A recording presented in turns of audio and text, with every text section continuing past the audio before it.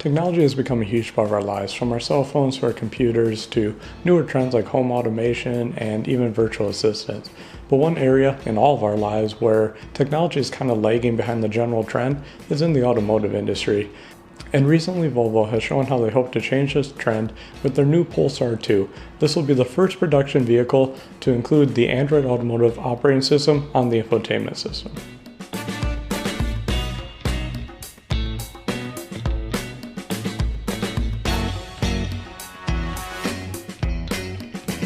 So backing up a minute, if you haven't heard of Polestar, that's a division of Volvo which is focused on performance, full electric vehicles. And the Polestar 2 is their first full production vehicle, which you can order right now with deliveries expected for next summer.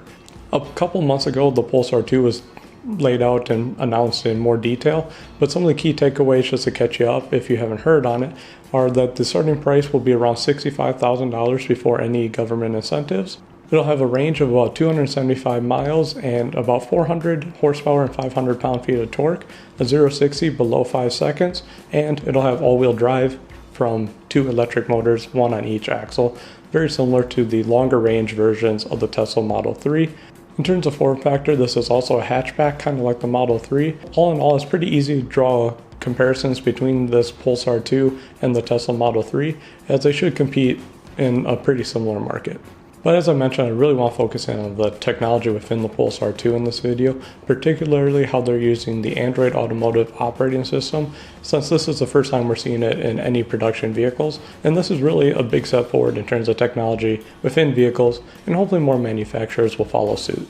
So moving inside the Polestar 2, buttons are kept to an absolute minimum, with nearly all of the car's controls located on the 11-inch central touchscreen. The touchscreen is augmented by a volume knob, buttons for the windshield and hatchback glass heaters, and that's it. The steering wheel also has a few buttons, but those are mostly for the adaptive cruise control and the digital gauge cluster, plus the normal buttons for volume and skip tracks. In terms of design language and operation for the operating system on the head unit, if you've used an Android phone before or even used a Google apps on the iPhone like Google Maps, the appearance and functionality of the Polestar 2 system will feel very familiar to you. It's very crisp and clean, partly due to Polestar's design as well as Google's developmentation of it, and it's all aided by having a very high resolution and responsive touchscreen. So much like when Google develops Android for its mobile phones, Google will develop kind of the base model of the Android operating system and then give it to a variety of phone manufacturers who then reskin it and customize it to fit their phones and kind of put their own flavor on it. So the Android Automotive operating system will function in essentially the same way.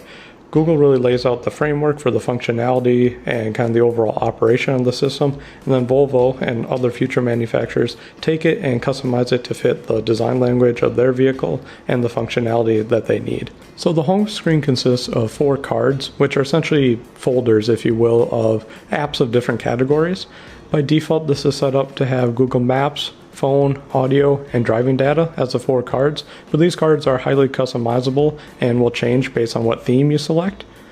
Across the top of the screen, there are a row of 4 icons for the camera system, car settings, which would be like your driving modes, lighting, driver assist systems, all that kind of stuff, driver profiles, and a full list of apps. Swiping down from the top of the screen will bring up notifications and some additional settings menu, very similar to how an Android phone would operate. Then across the bottom of the screen, there are a couple icons for quick access to seat heaters and climate temperature, and if you swipe up from the bottom, you can access the full climate control menu. As a whole, the system feels fairly familiar to Volvo's existing Sensus setup, but the Polestar's UI both looks and feels much more modern in this application, and it works a lot better thanks to the very responsive screen. So one of the key benefits of this being an Android-based operating system is the inclusion of Google Apps into the car, especially Google Maps. So the Maps application in the Polestar 2 is very similar to Google Maps on Android and iOS, but has been added to, supplemented, and refined for the Polestar 2, especially considering that's an electric vehicle. So for example, when you type in a destination, it will show you the current charge of your vehicle and the projected charge when you get to your destination, or if you can't get there on a single charge, like you're planning a long road trip, it'll actually lay out your trip to your destination and tell you where you can stop to charge your vehicle and how long you should spend there to charge it up so you have enough charge to get to the next charging station. So this feature is a really nice thing to have, especially on electric vehicles, because it really helps with that kind of peace of mind and the charge anxiety that a lot of consumers really still have around electric vehicles, because charging stations are harder to find than gas stations, and it takes longer to fill your car up than if you're just filling it up with gas, for example.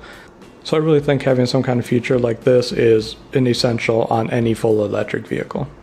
Another benefit of the Android operating system is the inclusion of the Google Assistant. So the Google Assistant can be activated by the normal phrase of "OK Google," or also by various commands and buttons throughout the control system and on the steering wheel. You can use the Google Assistant for a number of commands, from audio functions to navigation to app features to climate controls and even more. Polestar likes to brag that these commands are a safety innovation because it lets the driver focus more on the driving rather than fooling around in a touchscreen trying to get through menus and get to where they need to be. And unlike other voice assistants in most vehicles like we're used to, the Google Assistant integration in this is actually very responsive.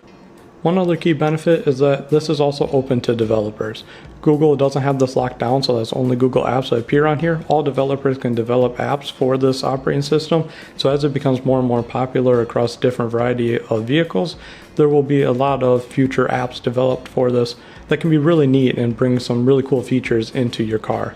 Beyond all the operating system's main apps and features, there are a couple other things to note. Software updates will be done over the air, with the car able to schedule updates at night or during long charges. And another bonus is that the Polestar 2 will also have Apple CarPlay capability.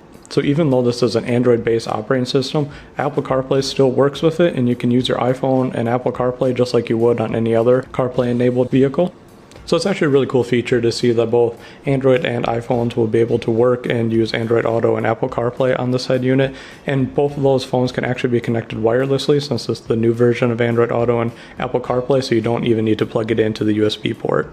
And then in addition to the 11-inch touchscreen, the Polestar 2 also has a 12.3-inch digital gauge cluster right behind the steering wheel. So a lot of new vehicles are really moving to these digital clusters because they're reprogrammable. You can change what displays up there. You can throw your navigation right up there, so it's more convenient to see it.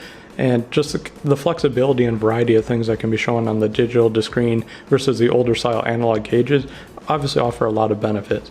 What's really nice in this car is that the system that controls this is actually the same Android Auto system that controls the 11-inch touchscreen system. So the design language and the overall look and feel of the system carries across both screens. This also means you're easily able to move information such as your navigation destination between the two screens. Other than that, there doesn't seem to be anything too exciting or groundbreaking about the virtual display here. It's very similar to Audi's virtual cockpit, which we've seen for a couple of years now, and the key here really is just that it runs off the same operating system as the infotainment system, so it really shows how integrated Android Automotive is into the whole car rather than just being like a tablet that's tacked onto the dash, for example. So what I find particularly exciting and to be essentially the big move here is that Volvo has really kind of handed off or delegated the role of developing the infotainment system over to Google. So Google develops the base system for the Android Automotive operating system and makes sure it'll work with the technology in the car and tells Volvo how to integrate it. And then Volvo just kind of slaps a skin on it, makes it look like the icons they want for the Volvo, make sure it can control all the seat controls that they want, things like that, and then they integrate it into the car, and it's as simple as that. This really saves a lot of development time from auto manufacturers from having to build the infotainment system from the ground up and work with other contractors and developers and integrate all this into their car, as well as they design and build the entirety of the rest of the car. So I think this is really a way to improve the technology within the car by simply not having the auto manufacturers do it, because they've shown time and time again that they do not build good infotainment systems. They quickly become out of date, they are slow and unresponsive, they don't have good touchscreens, they don't have good apps, they don't connect to the internet and update over the air. They're so far behind all the technology we have in the palm of our hand, so why not let someone who has this experience of building a mobile operating system also design the operating system for the head unit. I think it makes a ton of sense, and overall it's a win-win for the consumer and the auto manufacturer, and really it's a great competitive advantage for Volvo and their Polestar. It really makes this new electric vehicle something more high-tech and just kind of what you'd expect for a full electric vehicle. And overall, this really adds to the excitement for me around the Polestar 2, and I really can't wait to see it when it comes out next summer and hopefully get my hands on one to test one out, because I think it's going to be a really great vehicle, and I just am excited to see some of these moves that are happening on the bleeding edge of the automotive industry. But obviously, I'm very excited about it. I'd love to hear your guys' thoughts. I assume everyone else will be too, because really what's not to like here. But I'd, again, love to hear your thoughts down below, so drop a comment. But overall, thanks for watching, guys. Hopefully you found this video interesting. If you did, make sure you hit that like button and get subscribed for more great videos like this one. And I'll see you in the next video.